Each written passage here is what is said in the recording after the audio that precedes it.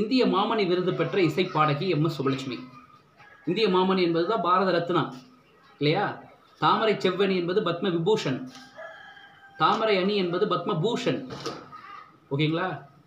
So தாமரை திரு என்பது பத்மஸ்ரீ. இதுவும் நமக்கு கேட்பாங்கங்க. அந்த கேப்பில் இதையும் நோட் பண்ணிக்கணும். சரியா? ரைட். அடுத்தது, கோவலனையும் கண்ணகியையும் மதுரைக்கு அழைத்து சென்றவர் யார்? கவுந்தியடிகள். கவுந்தியடிகள். ரைட்டா? ரைட். வேருக்கு நீர் என்ற புதினத்துக்காக சாகித்ய அகாதமி விருது பெற்றவங்க தான் யாருப்பா? ராஜம் கிருஷ்ணன். மன்னகத்து பூந்தொழில்கள்ங்கிறது பெண் குழந்தைகள் கொல்லப்படுவதை தடுக்கிறதுக்காக எழுதினாங்க. கூட்டு குஞ்சுகள்ங்கிறது குழந்தை தொழிலாளர் முறையை தடுப்பதற்காக எழுதினாங்க.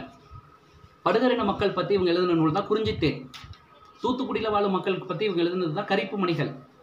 கடலோர மக்கள் பற்றி இவங்க எழுதினது தான் அலைவாய் கரையில். புரியுதுங்களா? ஸோ வேரில் பழுத்த பலான யாருன்னா சு. சமுத்திரம் எழுதினதுக்கு. அதுக்காக அவர் அந்த புதினத்துக்காக அவர்